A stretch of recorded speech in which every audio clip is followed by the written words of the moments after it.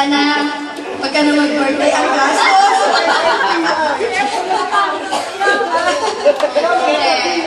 Sabi ko, so bilang nanay at birthday ko, tuwing wala ko rin.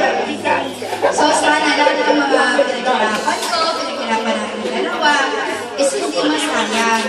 And then sabi nga nila, mag-aral ko mabuti, parang hindi ka nga nag-aaral ko mabuti.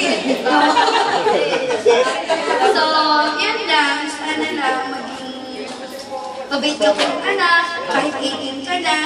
Tapos naalala ko, sabi mo na elementary ka, sabi mo, ma, hindi ako mag-boyfriend. Hanggang hindi ako nakatapos mag-aral. Totoo po yan, totoo po yan.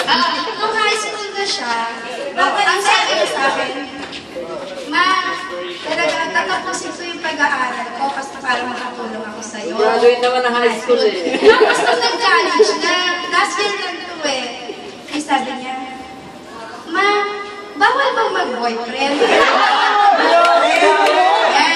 Sabi ko, hindi naman bawal, kaya lang kasi, depende sa magiging boyfriend mo.